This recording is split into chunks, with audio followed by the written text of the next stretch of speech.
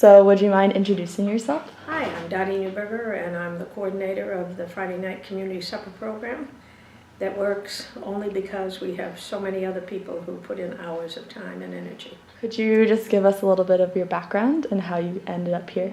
Well, my husband was Dean of Admissions at the college for 40 years, and so obviously we lived in town, and I've always been involved in the town as opposed to being involved with the college.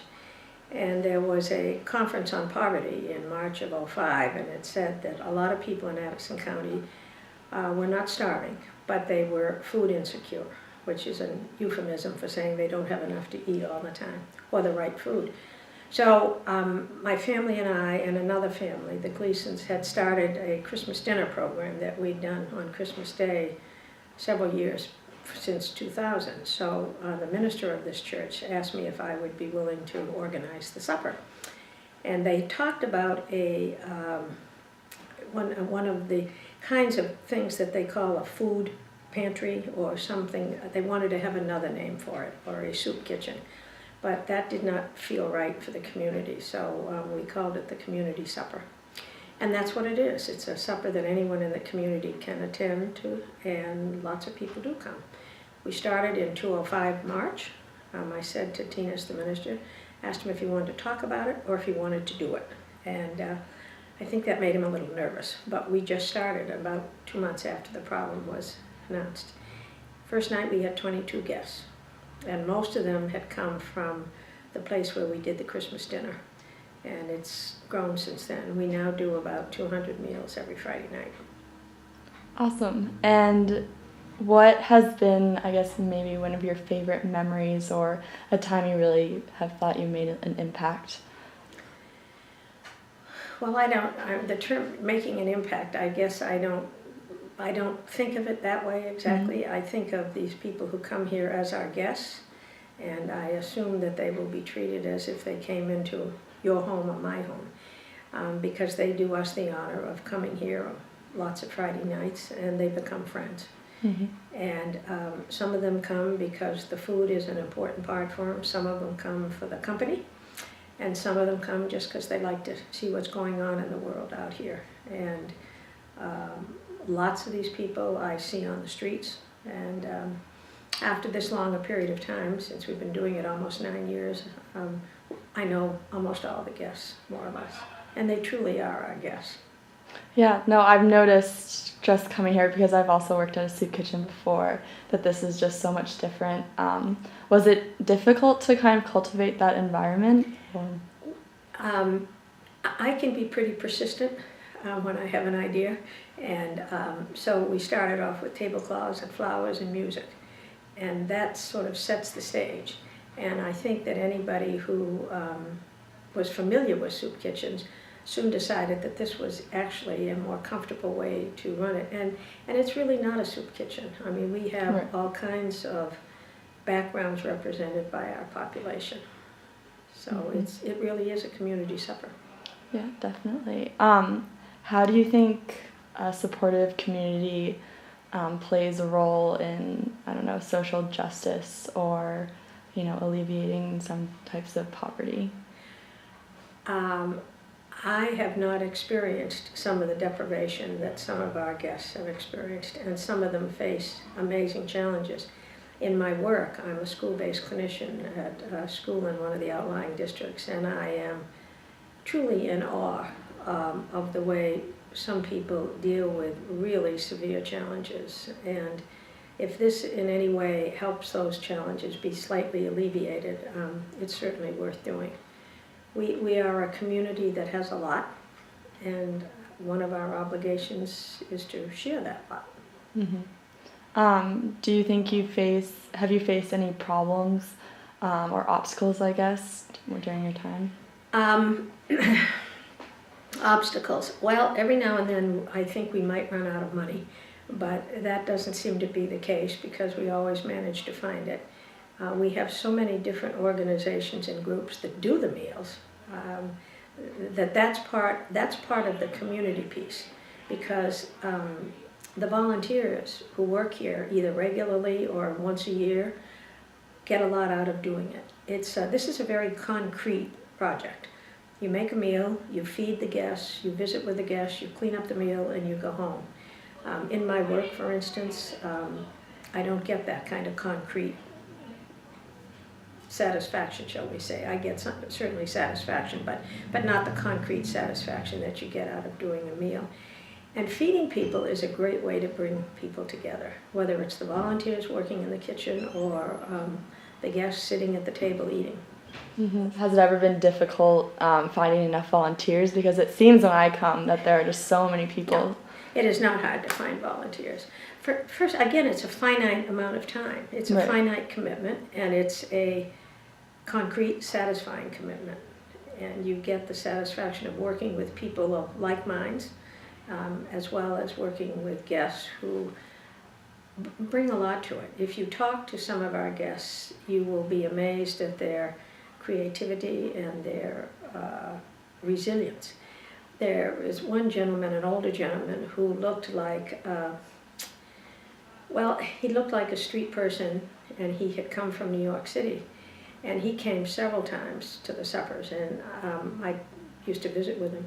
And one day he brought me the most gorgeous glass-blown, hand-blown flower.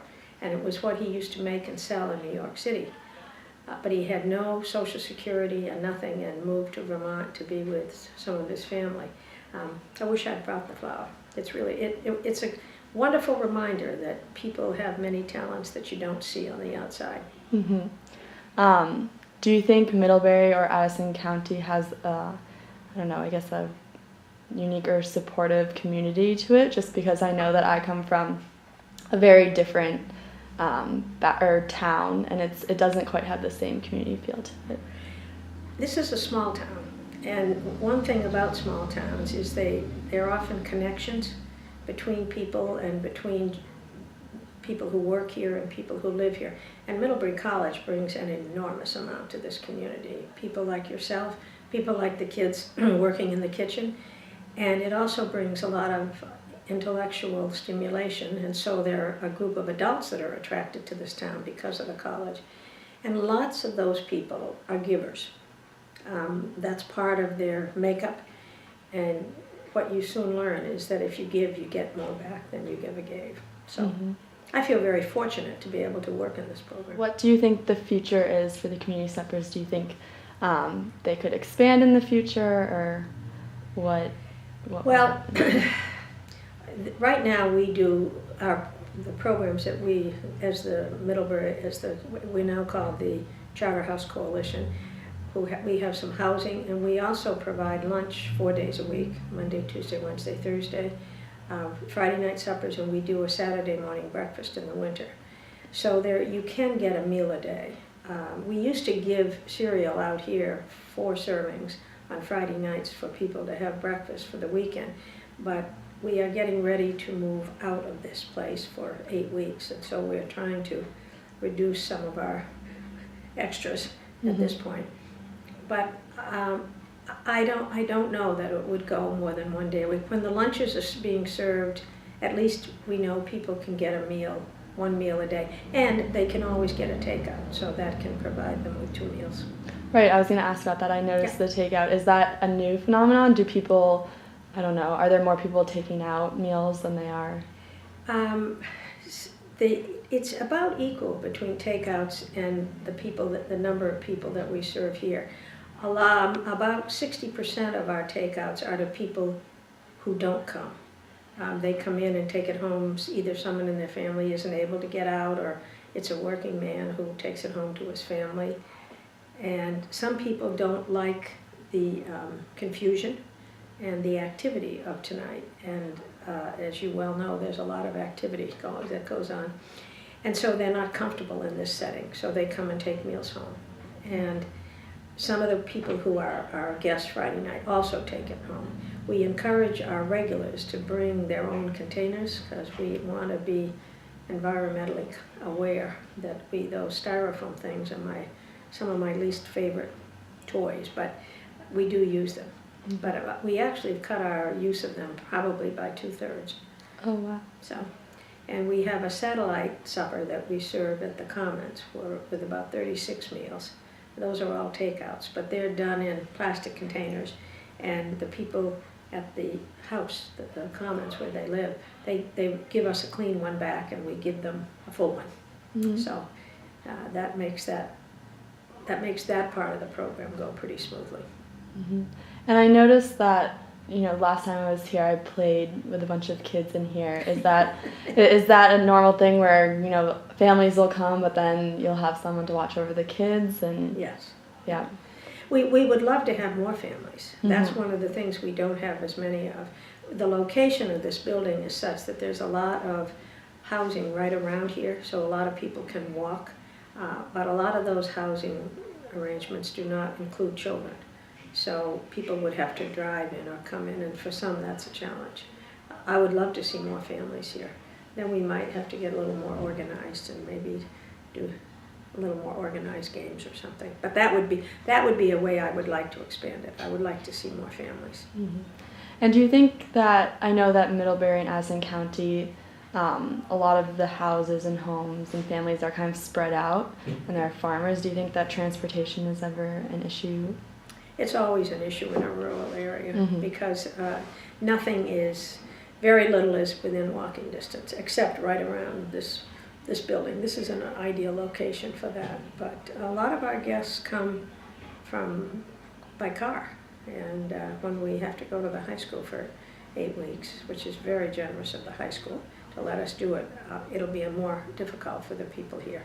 Mm-hmm. So I guess just changing gears, and for the last question, what advice would you give maybe other towns or other people just to maybe start something like this, or cultivate a really supportive community like the one that is here?